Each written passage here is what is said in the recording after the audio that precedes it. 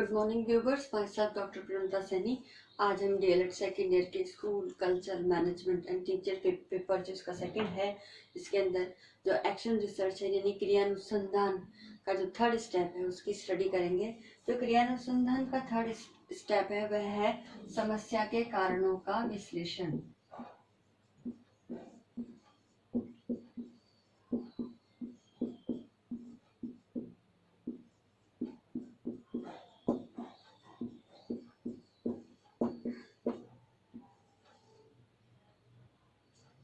अब third step के अंदर समस्या के कारणों का विश्लेषण। इसका जो पहला स्टेप था वो समस्या की पहचान। क्रियानुसंधान का जो फर्स्ट स्टेप है समस्या की पहचान, फिर समस्या का विशिष्टीकरण यानी समस्या की पहचान में समस्या का चयन, उसका परिभाषीकरण करने के पश्चात हमने समस्या का विशिष्टीकरण किया यानी पर्टिकुलर किस एरिया से संबंधित वो समस्या है, और उस समस्या से संबंधित जो थर्ड स्टेप आता है वो कारणों का विश्लेषण करना है। अब कारणों का विश्लेषण करने का ये जो सोपान है इसके अंतर्गत जो भी कारण है वो कारण प्रमाण पर आधारित हो।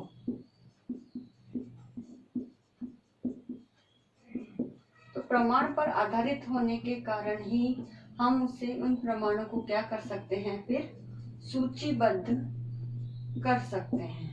तो सूचीबद्ध करने के लिए सबसे पहले हमें एविडेंस चाहिए।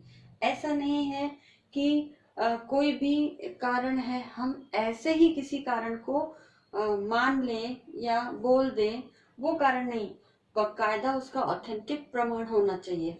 फिर उसके पश्चात ही हम जो प्रमाण पर आधारित कारण होते हैं फिर हम उसे सूचीबद्ध करें। अब ये जो सूचीबद्ध करने के जो कारण है, फिर वो कारण समस्या के निदान में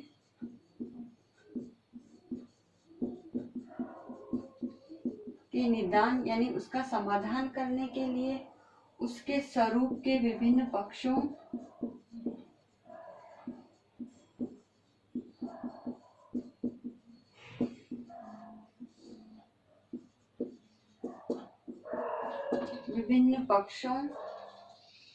को समझने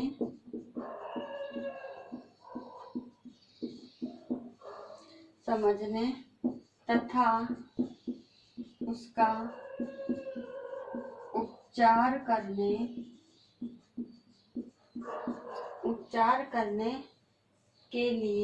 करने हेतु जो हम प्राकल्पना बनाएंगे,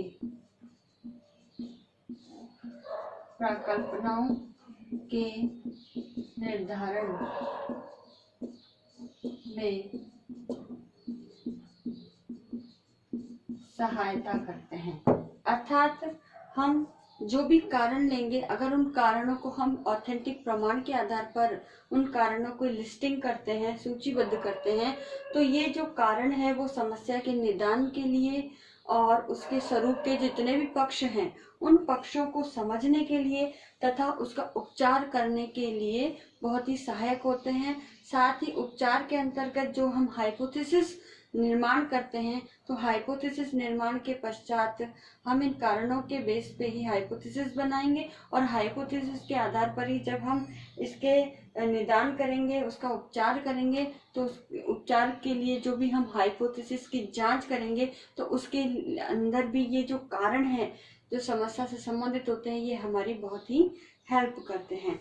तो इस प्रकार क्रियात्मक अनुसंधान के अंतर्गत को जो भी हम समस्या लेते हैं तो उनके कारणों को जानने के लिए हम अपने सूझबूझ चिंतन के आधार पर या हमारे जो सहयोगी शिक्षक हैं उन शिक्षकों से विचार विमर्श करके हम सही कारणों का विश्लेषण करें, ताकि आगामी जो क्रियात्मक अनुसंधान के स्टेप है उसमें सही रूप से दिशा निर्देश प्राप्त हो। सही रूप से दिशा निर्देश प्राप्त होने के साथ साथ ये जो भी आगे के स्टेप है उनको भी निर्माण करने में भी या उनको भी लीड करने में हमारी सहायता करते हैं। तो समस्या के कारणों की सूची अगर हम इसको लिस्टिंग करते हैं तो इसमें कुछ पॉइंट्स का हमें कुछ बिंदुओं सूची तैयार करते समय कुछ बिंदुओं का ध्यान रखना आवश्यक है।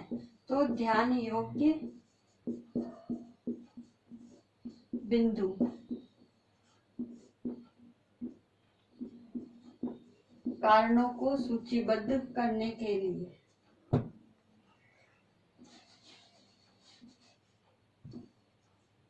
ठीक है। तो कारणों को सूचीबद्ध करने के लिए कुछ ध्यान योग्य जो बिंदु है उसका ध्यान रखना आवश्यक है। सबसे पहला तो है प्रमाण सम्मतता।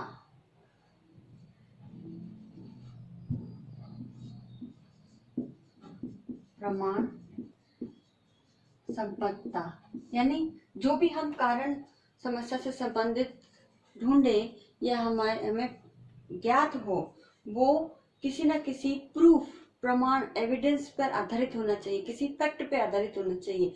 ऐसे ही कल्पना के आधार पर हम मात्र अपने अनुभव के आधार पर उसका जो कारण है उसको मान नहीं सकते कि हमारे अनुभव के आधार पर ये कारण हो सकता है या मेरी कल्पना ये है कि ये हो सकता है। यानी इस प्रकार बिना जिसका बेस नहीं हो, इस प्रकार का कोई भी समस्या का कारण नहीं होना चाहिए।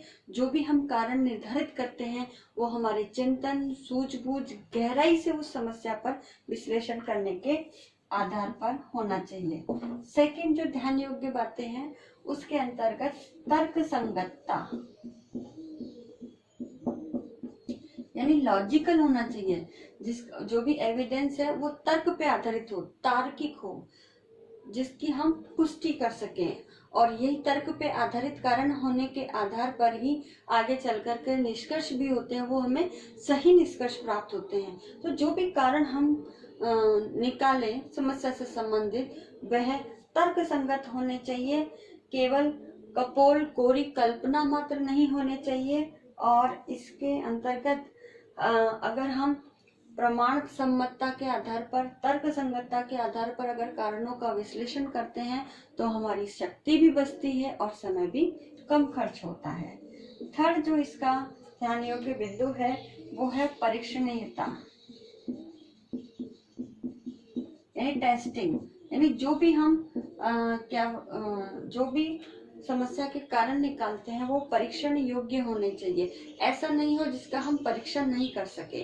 अगर हम कोई भी समस्या लेते हैं, जैसे फॉर एग्जांपल है कि विद्यार्थियों में भावुकता की कमी, अब भावुकता को हम कैसे, उसकी फीलिंग को कैसे हम जज कर सकते हैं, कैसे टेस्टिंग कर सकते हैं?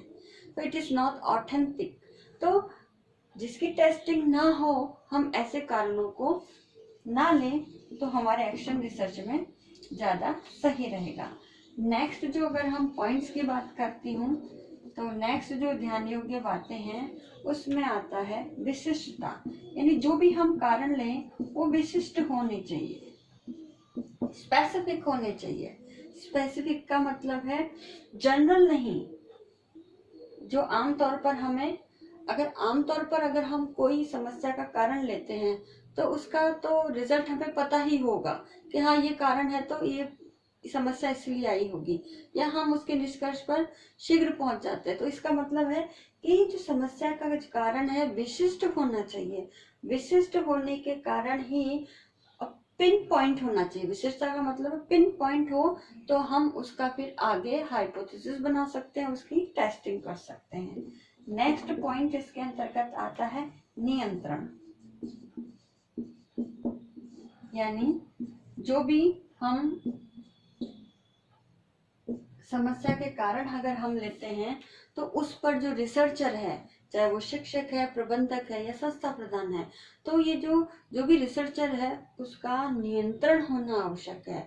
अगर कोई भी समस्या के कारण उसके नियंत्रण में नहीं होंगे तो वो फिर आगे अनुसंधान नहीं कर सकता, यानी एक्शन रिसर्च नहीं कर सकता है।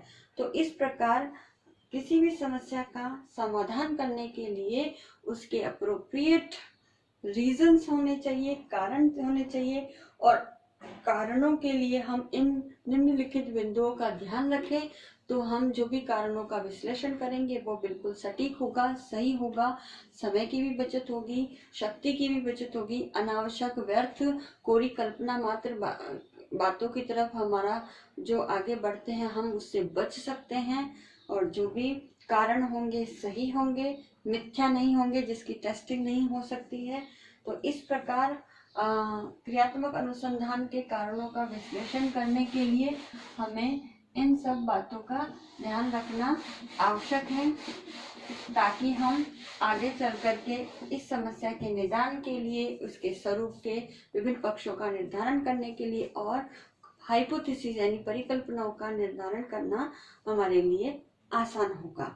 तो अगर हम इसमें एक एग्जाम्पल लेकर के देखते हैं कि विद्यार्थी लास्ट के 2 पीरियड के अंदर विद्यालय से पलायन कर जाते हैं, तो कारण होगा कि 7th और 8th सब्जेक्ट कला शिक्षा और स्वास्थ्य शिक्षा का आता है तो बच्चे इंटरेस्ट नहीं लेते, इस कारण वो विद्यालय से पलायन कर जाते हैं। तो वो ऑथेंटिक है, हमने समय सारणी को ध्यान में रख करके ये कारण निकाले, तो प्रमाण भी हो गया और सत्यता भी है, विशिष्ट भी हो गया, क्योंकि समस्या हमारी विशिष्ट है और अनुसंधानकर्ता का इस पर नियंत्रण भी है, तर्कसंगत भी है। तो और अगर एक और समस्या अगर हम लेते हैं कि छात्र लास्ट के इन 2 पीरियड में विद्यालय से पलायन कर जाते हैं क्योंकि छात्र ट्यूशन जाते हैं।